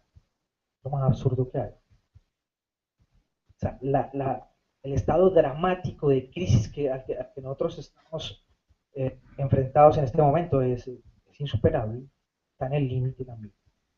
Y no está en la agenda, digamos, de las discusiones sobre modelo de desarrollo, modelo económico, no está en la agenda. El tema del agua no está. Nuestros países vecinos ya lo colocaron en la primera línea de la agenda, está en el Ecuador el problema del agua, en Bolivia, en Venezuela. No, nosotros no, pese a que el macizo colombiano, que es la fábrica de agua más grande de este país, está siendo privatizada y vendida metro a metro, comprada por parcelas. Pero eso no es un tema. Y claro, no es un tema, digamos, para la economía política, menos para las artes, y menos para la estética. Y resulta equivocadamente una cosa que han perdido los artistas que se ufanan, nos ufanamos, o nos hemos ufanado en algún momento dado de ser los seres de la sensibilidad, los que más sensibilidad tienen. Y resulta que son los más indolentes respecto a ese tipo de temas. Y eso me permite reflexionar sobre algunas de las preguntas también que hicieron dos personas. Y es que no se trata de tomar la naturaleza como tema. La naturaleza como tema siempre existió en la historia de las prácticas artísticas occidentales. Fue tema de los griegos, fue tema del Renacimiento, fue tema del romanticismo. No se trata de pintar montañas, no se trata de hacer cuadros sobre ríos, pero tampoco se trata de ponerle una especie de, ¿cómo se diría?, de adorno, de bolero romántico a una isla, como lo hace Cristo. Ni se trata de hacer visibles figuras geométricas en un paisaje de una montaña. Ni se trata de llevar costalados de tierra o de arena a una sala de exposiciones. ¿Por qué no se trata de eso? Porque ahí nos estamos moviendo en el mismo plano de la representación. Es decir, la relación que el sujeto artista está estableciendo con la naturaleza en esos casos que he mencionado es separada de ella, está escindida de ella, la está no representando, la representa cuando pinta un cuadro, pero la no representa cuando hace una instalación o un performance. Y en ningún caso está desencadenando acontecimientos sensibles que restituyan y replanteen relaciones profundas entre nosotros y la naturaleza. Y en general el ambiente, ¿no? Las comunidades, los pueblos, el desplazamiento, la segregación. Es decir, el artista históricamente ha estado como un poco como yo aquí de allá, separado y por encima, distante y por encima. Y eso es básicamente la reproducción en términos de símbolos de la estructura colonial mental de la que estamos hablando y sobre la que hacemos las críticas más fuertes. Entonces, si no, vas a encontrar gente que dice ser defensora del planeta, no sé qué, no sé qué, no sé qué, porque hace una instalación sobre eso. No. Se trata de involucrarse con comunidades, de desencadenar procesos de artivismo ambiental crítico comprometido. Se trata de, fíjese que es una transformación tremendamente profunda porque estamos hablando es de una reconfiguración de la sensibilidad y por tanto es una reconfiguración ontológica. Por eso el profesor Alban la llama reexistencia, volver a reexistir, volverse a inventar como sujeto, como persona, como hombre, mujer, como ser vivo, en esa relación con el agua, con el aire, con el medio ambiente, con la comida, etcétera, etcétera. Porque ¿de qué nos sirve, digamos, tener un talento tremendamente potente para hacer un videoarte sobre un humedal si yo sigo alimentando y engordando y fortaleciendo el capitalismo en mis prácticas cotidianas de la vida corriente? Es absolutamente, no sirve. Es solo que, eso se queda en qué? Solo discurso. Simple y sencillamente, solo discurso. Entonces, por eso yo no veo como muchas opciones. Esto me sirve también para decirles entonces que, por ejemplo, a nivel personal, yo llevo 2 años con un equipo de trabajo en la Universidad del Cauca construyendo un posgrado, una maestría, que ya está lista y que se llama Artes Integradas con el Ambiente. Artes integradas con el ambiente significa visualidades, literaturas y músicas atravesadas las tres por la crisis ambiental global, es decir, ocupados de problemas ambientales globales. Es que yo en lo personal hago lo poquito que puedo como académico. Es eso, ¿qué? Desarrollar la imaginación epistémica para crear escenarios no coloniales que nos permitan hacer ese tipo de cosas, ¿no? Por un lado, romper con la disciplinariedad y la segmentación de saberes que son solamente rutas de empoderamiento, y por otro lado, reintroducir al sujeto de las prácticas en el contexto ambiental actual, urgente y global. Eso es como por ahora lo que puedo como compartir con ustedes.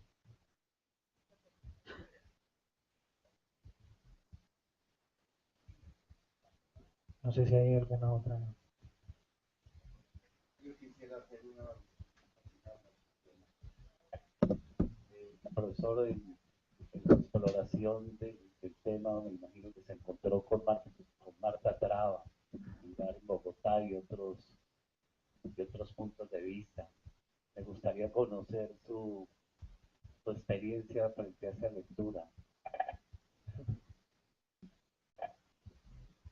Puedo pasar. No, realmente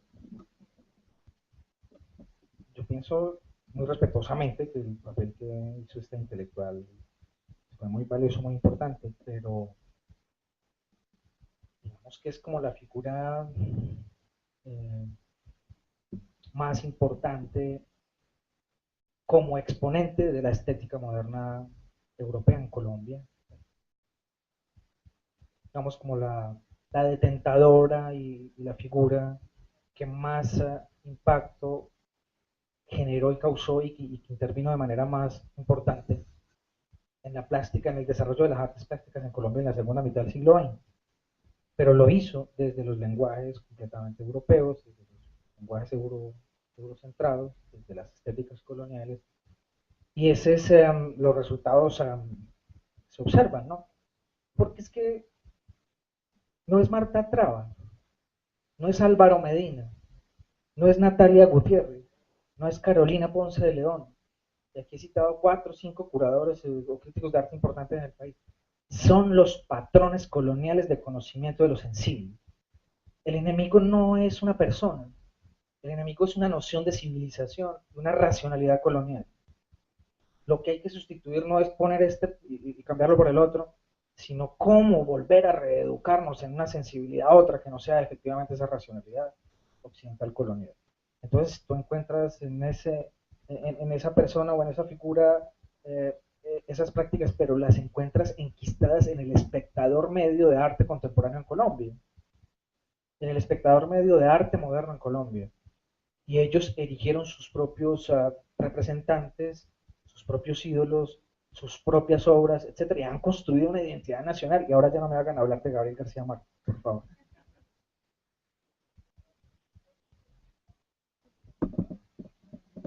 Bueno, buenas noches, profesor. Es una pregunta acerca de, entendiendo pues el papel que juegan los artistas, en este caso pues movimiento de masas, ¿cómo es posible o cuál es la forma de articular las problemáticas ambientales que permitan no solamente evidenciarlas, sino que además plantear propuestas que nos ayuden a solucionar dichos problemas?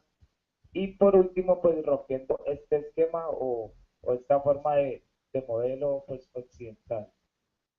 Entonces la pregunta sería básicamente, Sí, mira, yo no tengo fórmulas de solucionar esto, técnicas. Hay una cosa muy importante que tenemos que aprender nosotros en lo que no hemos sido educados. Cuando hablo de nosotros, hablo de los colombianos, realmente.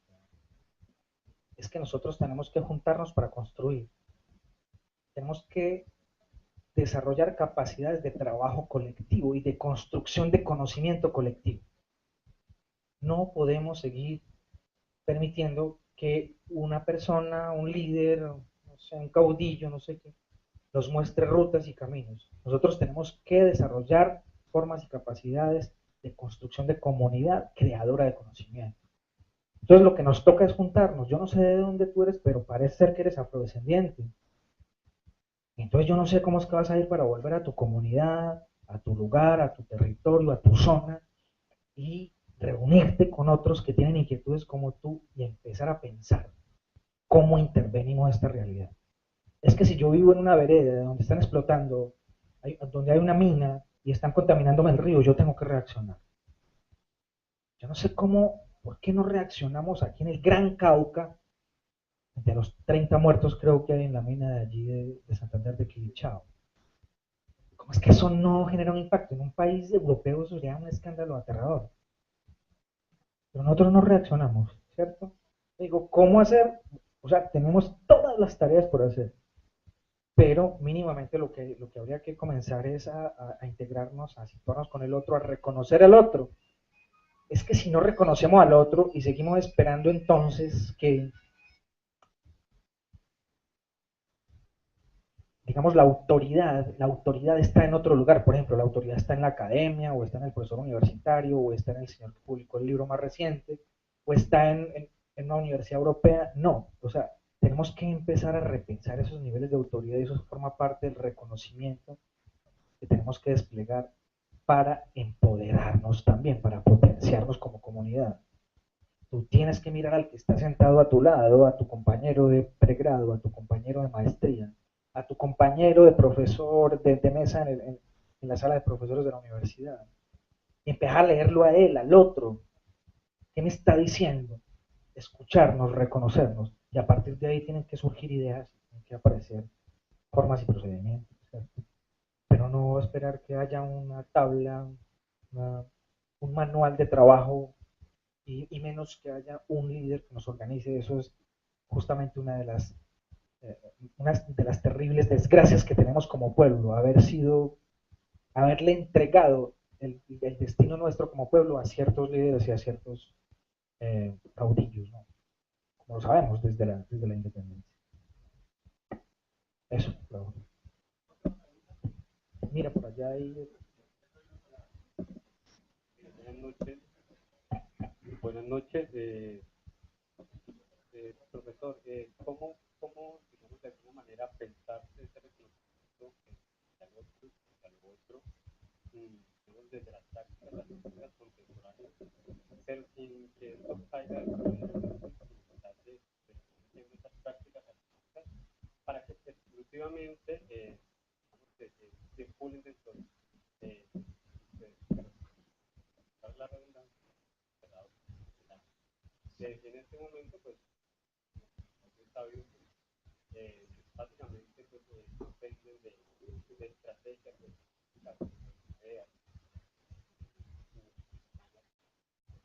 para su difusión y para que evidentemente se circule. Vamos a hacer que eso otro también se puede ver desde acá, desde Latinoamérica, empieza a circular sin que caiga en el. Sí. Muy interesante y muy lúcida su reflexión. Antes de que me vaya, porque a veces se me vuela la reflexión, pues la abordo de una. Yo escribí en un libro que dejé con Camilo, un libro que se llama Sensibilidad Intercultural, un capítulo que se llama Jibareo de Imaginarios. Jibareo de Imaginarios, de la palabra jíbaro, de jibarear. El jíbaro es el que permite posibilidades de circulación de pequeñas cosas que son consideradas ilegales de una manera que es absolutamente eficaz y que está por fuera de las redes del sistema. Habría que leer un poquito como más a fondo el documento para comprender un poquito qué es eso del jibareo imaginario. Pero eso no es lo más importante que te quiero decir a partir de esa reflexión que tú te das, sino lo siguiente. Estamos en un momento histórico en el que estamos intentando desarrollar nuevas condiciones de existencia social y nuevas existencias estéticas y de la sensibilidad para lo que a mí me concierne y sobre lo que yo reflexiono. Ese momento es transicional, totalmente transicional. Es decir, es el paso de un estado de cosas a otro estado de cosas, en el que es absolutamente inevitable cometer muchos errores. ¿Qué quiero decirte con esto? De entrada, tenemos que acabar con el miedo a cometer errores, porque eso nos neutraliza y nos pone además en guardia con los otros y nos hace dividirnos entre nosotros. No hagas eso porque estás cayendo en el sistema, no aceptes ese trabajo porque entonces te capturó el sistema. No expongas, no vendas un cuadro, no publiques una novela, no recibas no sé qué, porque todos es capitalismo. Mira, no podríamos, nos quedaríamos inmovilizados. ¿Por qué? Porque nosotros habitamos ese sistema, porque yo estoy dentro de este sistema, porque yo aquí inclusive estoy en una práctica totalmente colonial, dictando una conferencia colonial, en términos procedimentales técnicos.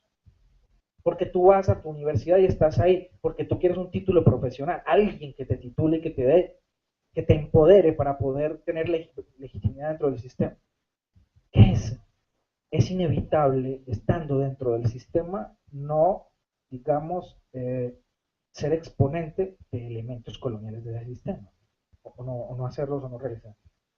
Lo importante es tener esa conciencia, mira, yo creo, y tener decisión, fuerza y claridad para ejercer procesos disruptivos, críticos y creativos frente a él. Entonces ahí hay unos elementos ya teóricos que nos han aportado los filósofos del sur global, ¿no?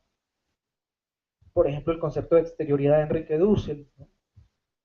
Por ejemplo, la noción de emergencias y ausencias en Boaventura de Sousa Santos, por ejemplo, el Bidwin o el entre nos en Baba, ¿cierto? Para hablar solamente como de el concepto de frontera en Miñolo, etcétera, que le ayudan a uno, pero que no realmente le resuelven el problema. Pero básicamente es como eso. A mí me preocupa que las personas que se interesan por estos temas en su etapa preliminar que su interés nazca acompañado del miedo a no cometer errores y a ser puramente, esencialistamente crítico, porque eso rápidamente lo lleva a un fundamentalismo que es absolutamente terrible y que no conduce absolutamente a nada, que es peor. Y uno termina como reproduciendo a la inversa los patrones que critica. Ser conscientes de que nos tocó una zona de tránsito y que como toda zona de tránsito pues nos tenemos que enlodar hasta que a otros les corresponda quizás estar al otro lado.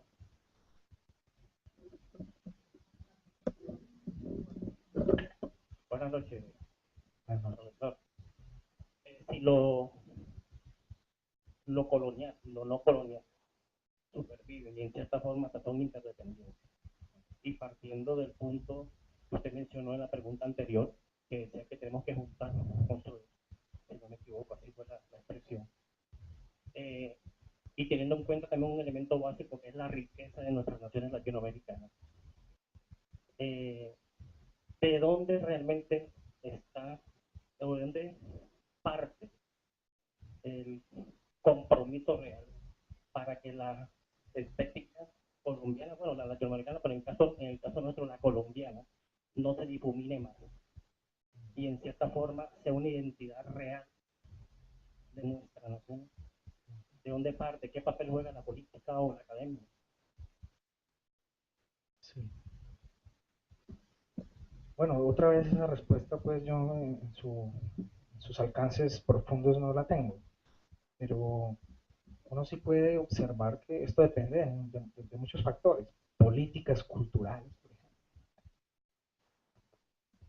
Es decir, cuando Aníbal Quijano nos habla de razones histórico-estructurales del colonialismo, nos está diciendo básicamente algunas cosas. Nos está diciendo que el colonialismo no es una cosa de discursos, de lenguaje, ni de superficial, que tampoco es episódico, que no pasa un momento aquí o un momento allá. Es que tú escuchas en la radio que entrevistan, por ejemplo, a una persona de España para que opine acerca de si somos coloniales o no somos coloniales, por la frase que lanzó un candidato a la presidencia de la República hace poco. Entonces somos colombianos, entonces el español le dice, porque le preguntan, ¿en España hay racismo? Y entonces dice, no, hay casos específicos de racismo, pasa de pronto aquí, pasa de pronto allá, pero en términos generales España no es racista. Este señor está olvidando que es que el racismo es histórico estructural y el racismo casi que es invisible. Y el racismo es una de las expresiones más rotundas de la colonialidad. Por tanto, estamos diciendo que la colonialidad es estructural y en muchos de sus aspectos completamente invisible. Porque básicamente la colonialidad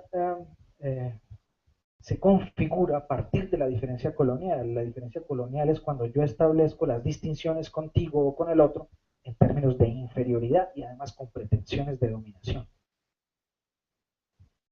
Entonces revise usted la educación en Colombia, si es colonial o no es colonial, qué nos enseñan y quién es el superior y quién es el inferior.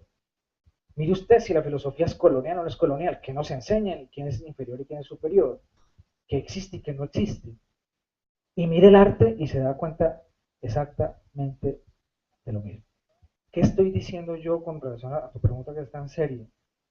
Que si no tocamos esos elementos estructurales históricamente, nunca vamos a tocar los problemas de colonialismo. Y esos elementos estructurales son económico-políticos, por ejemplo. Son a nivel de sensibilidad, pero profunda, no es cambiar esta película por la otra, sino modificar. ¿Y eso cómo se hace? ¿A través de qué? De educación, pero no a través de la educación colonial, no a través de las pedagogías coloniales de educación, no a través, otra vez, Vygotsky, Piaget, Howard Gardner, Entonces, ¿qué? Es recuperar de muchos lados, de muchos lugares, opciones de educación, de pedagogía, de metodología, de sensibilidad, de prácticas políticas, etc. Otra vez reconfigurar en un mapa muy disperso y fragmentario los elementos útiles para tener una propuesta, ¿no? Eso todo muy localizado y muy situado. También otra vez de dónde eres, en dónde estás parado, en dónde estás situado, con quiénes que te puedes juntar. Para mí como paisa yo tengo unas tareas muy distintas a las que puede tener alguien de Buenaventura. ¿Cómo está el en Buenaventura? ¿A qué pasa eso? Lo que pasa, mis tareas son relativamente distintas. Eso también para decirte que yo no creo que exista ese concepto de colombiano. Y además que yo creo que perdemos un poquito el tiempo buscándolo, buscándolo. Que existen variedades de colombianidades, ¿cierto? Y que uno debe como reconocer en qué espectro de esas variedades se encuentran, sin diferenciarse colonialmente de las demás. Es que a mí me duele como paisa de saber que en Guapi detestan a los paisas, porque han montado allá todo el negocio y toda la empresa y han arruinado gente, empobrecido gente con la industria del oro y esas cosas. A mí me duele. Es decir, existen también, señoras y señores, colonialismos internos. Y sí, efectivamente, el paisa es racista porque se cree blanco, superior, porque además tiene un tipo de mestizaje distinto, etcétera, etcétera, etcétera, etcétera. Entonces, son tareas, ¿cierto? Como en cada lugar, en lugar de enunciación complejo y denso y profundo, en un mapa curvo, hay tareas distintas que hacer. Pero todas ellas tienen para mí un común denominador. Exigen el reconocimiento del otro y el reconocimiento del propio lugar de enunciación. Si no hacemos eso, ahí no podemos salir. Y para hacer eso hay que necesariamente acometer rupturas significativas con el orden colonial. Muy bien. Si no es más, yo les agradezco mucho. Yo tengo un par de preguntas. Te agradezco primero por tu exposición. Yo hace poco me estoy acercando a estos temas de filosofía latinoamericana, de colonialismo.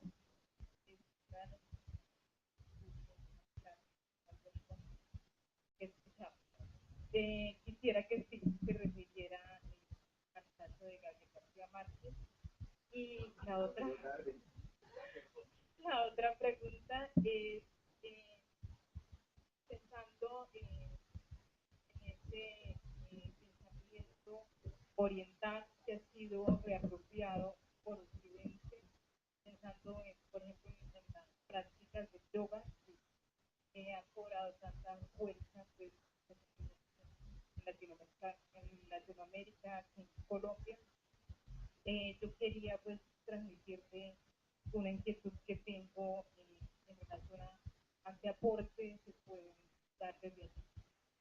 Pienso esto por esas ideas que se plantean pues, desde el yoga en relación a una visión del cuerpo del hombre en armonía con la naturaleza y muy en sintonía con los saberes. Sí, muchas gracias. Yo quisiera referirme a la última parte de su reflexión. Yo, hace un añito apenas, incursioné en esos temas de filosofías de la India. Como profesor de filosofía, en un curso que tenemos allá que se llama Filosofías del Sur Global, después de una lucha fuerte que también vale la pena como que conozcan, después de una lucha muy fuerte al interior de mi programa, de mi departamento de filosofía en la Universidad del Cauca, logramos reestructurar el programa del currículum de manera tal que introdujimos en el currículum varias materias sobre este tema. Una de ellas se llama Filosofías del Sur Global. Después los estudiantes ven Pensamiento Filosófico Latinoamericano 1, Pensamiento Filosófico Latinoamericano 2, Filosofía en Colombia, Arte y Cultura. O sea, son como 5, es un módulo completo. Y en ese primero, Filosofías del Sur Global alude a todas las filosofías que, digamos, subalternizadas por la historia de la filosofía occidental. Y una de ellas es las filosofías de la India. Y pues claro, me ha tocado estudiar porque es nuevo y yo soy, o he sido formado también en la Academia Occidental, como todos ustedes me imaginan. Eh, lo que hay ahí es tan tremendamente valioso y potente para nosotros en este estado actual y para la situación del mundo en este momento que es eh, fascinante, deslumbrante realmente para mí. No solo el yoga, el budismo zen, no solo, digamos, el budismo zen, la filosofía del Tao, etcétera. Las posibilidades que hay de reconexión a otros niveles con problemas ambientales como los que he planteado esta tarde son absolutamente totales y maravillosos. Pero sobre todo, el explorar ese otro camino es la práctica de una deriva de colonial net completa, porque lo obliga a uno y obliga al estudiante y al formado académicamente en las tradiciones occidentales a reconfigurar todo su sistema de pensamiento y de aprendizaje. Por tanto, es una práctica totalmente insurgente y totalmente disruptiva y no colonial. De modo que hay que hacerlo, lamentablemente, eso no nos lo dan a uno, no se lo dan a uno en la academia, pero hay que hacerlo. Pero al lado de eso también la filosofía bantú y la filosofía mesoamericana, la filosofía andina ancestral, quichua, quechua, aymara, etcétera, etcétera, sus lógicas, sus ontologías, sus estéticas son tremendamente valiosas y potentes. Y van a ver ustedes como estudiantes de filosofía o como profesionales en esto, como académicos, intelectuales, que esos giros lo que hacen es refrescar y devolverlo a uno con nuevos ojos a los problemas de la filosofía occidental. De modo que, pues sí, yo lo hago y a mí me funciona, pero pues también comprendo que los caminos son tan diversos como las búsquedas particulares lo son, ¿cierto? Y hasta ahí. Bueno, yo les agradezco mucho. Nos veremos en otra oportunidad. Muchas gracias, profesor. Lo invitamos a tomar los micrófonos a los que quieran un poco quitar el sueño o saborear la nuestra. Entonces,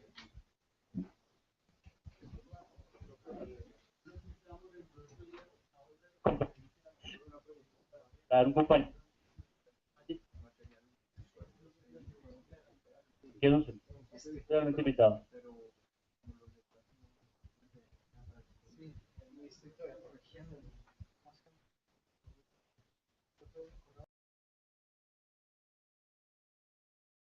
Por Mario Armando, que viene desde la Universidad del Cauca a compartirnos sus investigaciones, su experiencia como docente e investigador.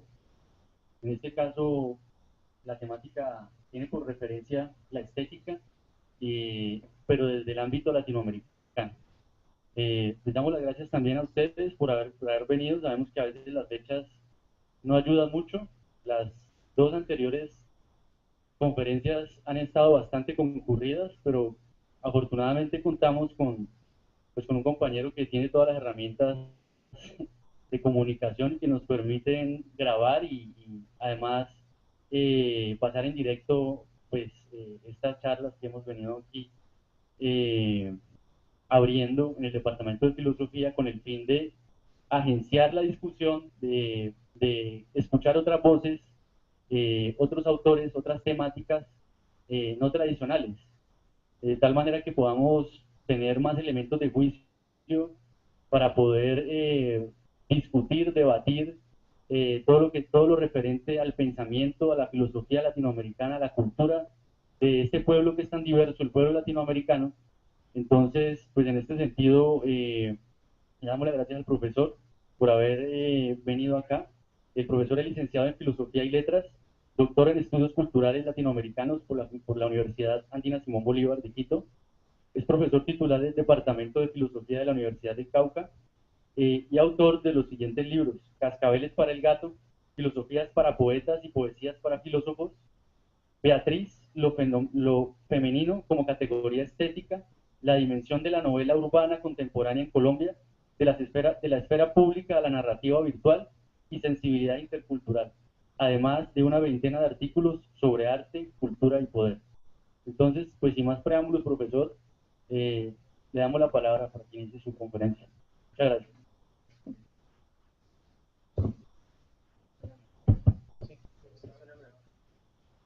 Hola.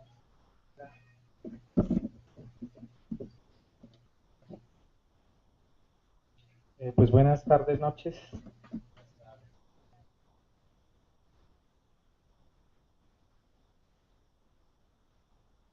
Primero darle las gracias a los muchachos que me tuvieron la gentileza de invitarme a este espacio, ¿no? Desde el año pasado habíamos tenido una conversación, una comunicación preliminar pendiente a que compartiéramos este espacio, pero las agendas no habían coincidido. Y para mí gratamente me enteré que digamos, este esfuerzo por abrir estos espacios alternativos de reflexión pues se había mantenido y había programado este nuevo ciclo de conferencias este año al que tan amablemente entre naturaleza y hombre en el escenario del hábitat debe establecer relaciones no coloniales de retroalimentación que rebasen la concepción de simple conservación contemplativa y distante, el proteccionismo y el conservadurismo, y la explotación simbólica poética, el esteticismo representacional y no representacional, para poner y proponer una relación simbiótica mutuamente dependiente y por tanto mutuamente creadora y respetuosa de la vida, caracterizada más por la capacidad de desencadenar acontecimientos que por la generosidad de inspirar obras de arte. El mundo natural, en interacción e interdependencia con la totalidad de las construcciones culturales producidas por estas relaciones, es lo que denomino ambiente como hábitat, lo cual abarca un amplio espectro que va desde la relación con fuentes de agua y alimento hasta nuestros complejos entramados relacionales con la ciudad, el espacio, la gente y las artes. El ambiente es el espacio en donde acontece la vida, en donde moran las especies vivas desde las más elementales hasta el ser humano. Es principio, condición de posibilidad para el habitar humano y lugar donde es posible y fluye la vida en la superficie del planeta. Una concepción intercultural del ambiente y de sus relaciones con las prácticas de la sensibilidad artísticas y no artísticas pasa entonces necesariamente por una reconstitución de las concepciones de naturaleza y por un replanteamiento profundo y crítico de nuestras relaciones con ella, con los otros y con los otros saberes. Hablo de una reconfiguración y una recodificación ambiental del arte, lo cual exige una reconfiguración a nivel ontológico, epistémico, estético y político.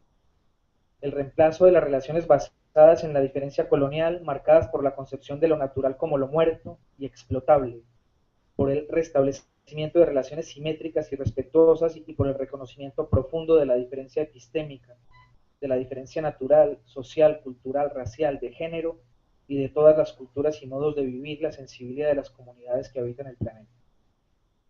En este sentido, presento como espolones de búsqueda desde la sensibilidad y sus lenguajes múltiples y plurales, 4 tesis como principios e insumos para posibles diálogos interesados en la necesaria reconfiguración y recodificación de las relaciones entre seres vivos, naturaleza y mundos simbólicos expresados en los lenguajes artísticos.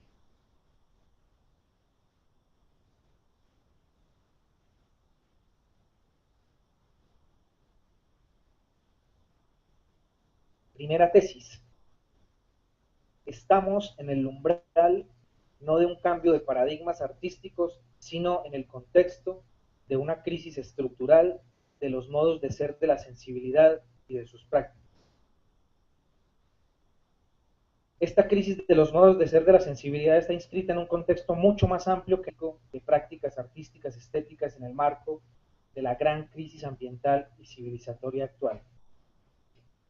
El análisis tiene inspiración en algunos de los planteamientos más lúcidos que sobre el tema de las dimensiones coloniales del poder, la racionalidad ambiental y la ecología de los saberes, así como sobre la poética, han tenido desarrollo en el sur global y en América Latina, sobre todo las investigaciones de Edgardo Lander, Aníbal Quijano, Enrique Leff, Enrique Dussel, Arturo Escobar y Boaventura de Sousa Santos, y por tanto tiene el enfoque del pensamiento crítico latinoamericano. Pero a partir de allí se propone aquí una aplicación traducida de nociones y conceptos sobre preguntas y problemas de orden estético, intentando visualizar rutas y salidas desde estos lenguajes a la crisis ambiental global en lo concerniente a la crisis de la sensibilidad en el concierto del capitalismo artístico global, como parte de la abismal tarea que tienen las artes y los artistas latinoamericanos de afrontar la crisis civilizatoria. Ambiente. Cuando digo ambiente, digo espacio de interacción retroalimentaria de la vida entre el ser vivo y la naturaleza, concebida la última, la naturaleza, no como una alteridad muerta, sino como el constituyente esencial de la vida humana y el primero como un fenómeno maravilloso de la naturaleza. Este espacio cultural, natural de interacción, es una construcción social y cultural de las comunidades, quienes históricamente han configurado su sentido a partir de sus cosmovisiones y maneras de sentir. A partir de allí sostengo que la experiencia estética artística a todo nivel juega un papel fundamental en esa dinámica de retroalimentación de la vida y, por tanto, en la constitución y sustentabilidad del ambiente. El ambiente entonces se concibe aquí como un otro no reductible ni saqueable por la racionalidad humana a simple exterioridad del logos, como lo piensa Lev. El ambiente se transforma en hábitat al ser producido como lugar de significación dispuesto para la vida, gracias a su transformación física y cultural para ser habitado, morar en él y proyectar la vida. Y el hábitat es permanentemente resignificado a través de la generación permanente de sentido estético. Así, el ambiente, entendido como hábitat, tiene una necesaria y esencial ligación con la naturaleza primigenia, al constituir esta la primera morada de la especie y al tener una dimensión claramente poética en el lenguaje de Dussel. Al ser la naturaleza proveedora de vida, se constituye en condición de posibilidad del desarrollo cultural y en referente inmediato de toda experiencia de la sensibilidad. Por tanto, una relación integrada y armónica con ella va más allá de su protección, potenciación, representación y o narración. Esta mutua dependencia me han invitado. Entonces, realmente muchas gracias y pues la idea es contribuir en algo, sobre todo desde la experiencia reflexiva y práctica de intentar agenciar espacios críticos en donde lo silenciado y lo invisibilizado pues tenga algún tipo de lugar, o lo marginalizado también, pues se dé. Y que en esa perspectiva lo que hemos vivido, lo que hemos pensado durante casi 20 años de ejercicio profesional y de trabajo y de experiencia estética, pues contribuyan en algo a la consolidación de ese escenario. Como el documento que traigo para leerles es relativamente extenso, son como 20 páginas, un artículo terminado para próxima publicación, entonces yo voy a leerlo sin mayores preámbulos. Se llama Artes Integradas, Saber Ambiental y Poder. Tiene un subtítulo largo pero necesario que dice Racionalidad ambiental como fundamento epistémico de las artes integradas y base de una estética crítica intercultural en el contexto de la crisis civilizatoria. 4 tesis. Tiene un epígrafe que dice así: no sé lo que es la naturaleza, la canto. Vivo en la cima de un otero, en una casa encalada y solitaria, y esa es mi definición. Alberto Caeiro, poemas de Alberto Caeiro, uno de los heterónimos de Fernando Pessoa. Las 4 tesis que aquí planteo tienen la intención textual e intertextual de repensar las históricas y estructurales relaciones entre arte y naturaleza. Relaciones no solo presentes en el devenir de las historias occidentales del arte y de la estética, sino presentes en todas las culturas del planeta. Producido desde mi lugar de enunciación específico, tanto geográfico, cultural, político, como de pensamiento, es decir, producido desde mi lugar de enunciación epistémico-político como pensador latinoamericano, estas reflexiones apuntan a poner en evidencia, por una parte, algunos de los problemas axiales entre arte, ambiente y poder vigentes en nuestro medio, a través del análisis de los nexos existentes, pero históricamente soslayados, entre las ideas de arte y estética que han funcionado como paradigmas y el subfondo de las concepciones de naturaleza, así como las relaciones que Occidente ha tenido con ellas.